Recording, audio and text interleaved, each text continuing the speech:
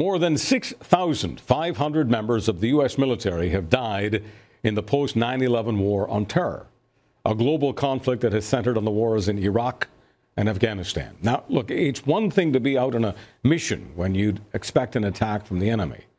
But what about your supposed allies? Afghan soldiers and police being trained to take over security and fight the Taliban. But in a number of disturbing and devastating rampages, newly trained Afghan personnel have opened fire on NATO troops. These so-called green on blue attacks are now on the dramatic upswing, accounting for over 15% of coalition casualties.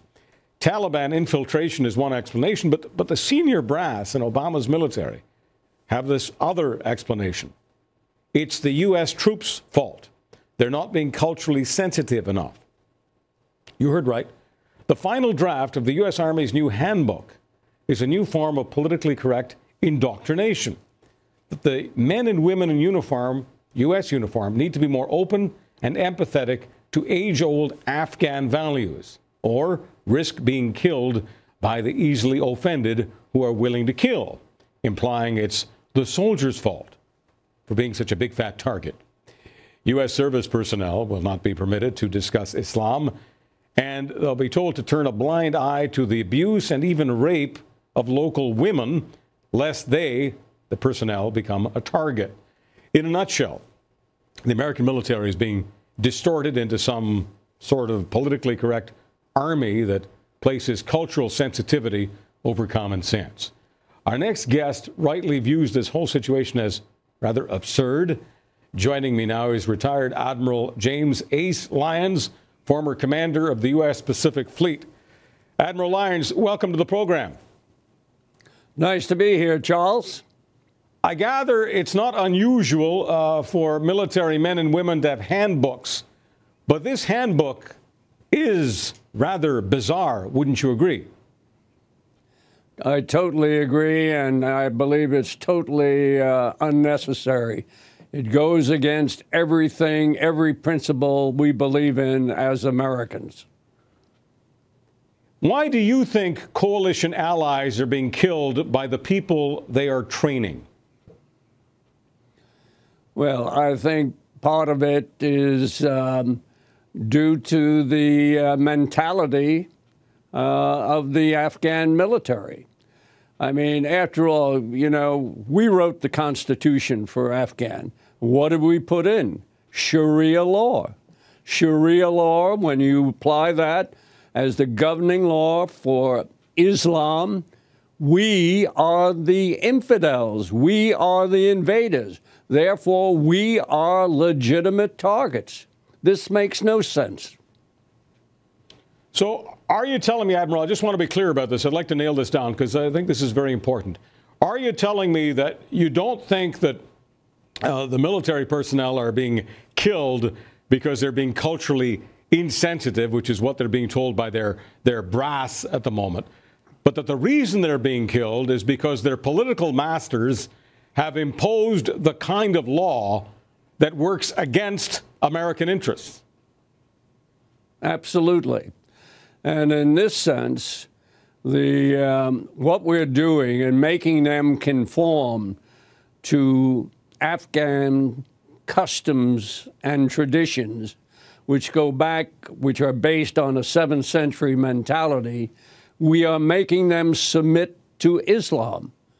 This makes no sense to me at all. Furthermore, you're not allowed to say anything adverse against the enemy lest you incite our Afghan partners to violence and eventually killing you. Where is the common sense in all this? Actually, my view is this. Go ahead. I'm sorry. No, it's all right. I want you to continue. I just go ahead, sir. Well, we never went into Afghanistan for nation building. We went in there to get rid of the Taliban and to get Osama bin Laden and the al-Qaeda followers. Once that job was done, we should have been out of there. All the money that we're pouring into Afghanistan and all the infrastructure that we put in there, it's going to collapse once we withdraw.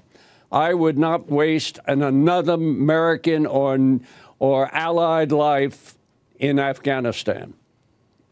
Admiral, here's my question about all of this, because you point out that what it seems NATO is doing is supporting the 7th century. We're supposedly at war with the Taliban, but we're not at war with time itself. The reason that makes no sense to me is because the best, most willing, most disciplined enforcers of the 17th century in that region are the Taliban. Am I missing something here?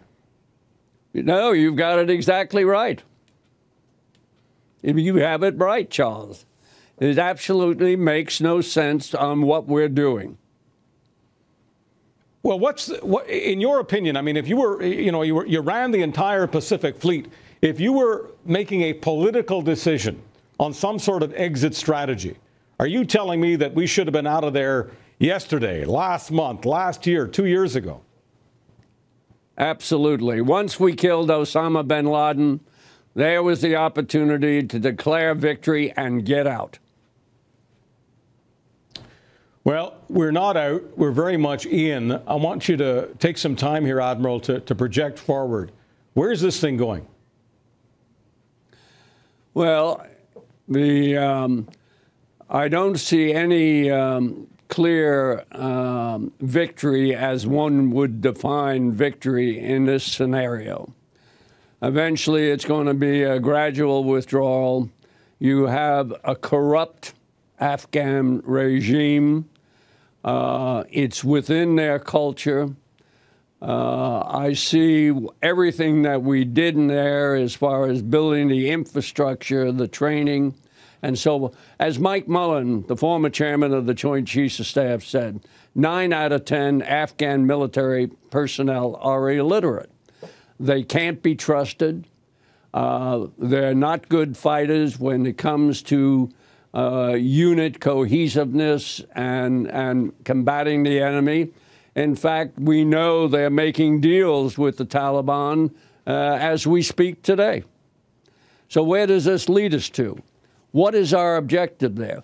Why is it that we can't say anything bad about the enemy, the Taliban? Why is it we must submit and force our military to accept a 7th century mentality?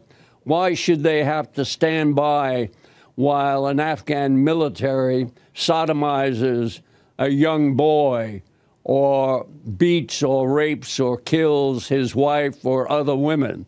None of this makes any sense to me. So from your perspective, it's if this is what the U.S. military is being told by its political masters to sign off on, essentially, this is a surrender to the Taliban. Because if it's not, in effect, a surrender to the Taliban itself, it's a surrender to the Taliban mentality. Well, exactly. And in fact, you have to look at this in a much broader perspective. We have the entire Middle East basically in turmoil today. With the ascension of the Muslim Brotherhood in Egypt, in Libya, Tripoli, and probably in Syria soon to come, we're seeing the rise of Islam and its Sharia controlling law as controlling a vast number of people. We said we went in there to promote freedom and democracy. That was our objective in Iraq. What did we wind up with? We wound up with a constitution that we wrote and put in Sharia law. And what we have today is really an Iranian clone prime minister and a nation that is subjected to Iranian pressures. We certainly didn't win the war in Iraq. In fact, what we did, we withdrew when we should have pressed for the status of forces agreement, which would have kept a number of our people there and promoted and ensured that U.S. objectives were achieved.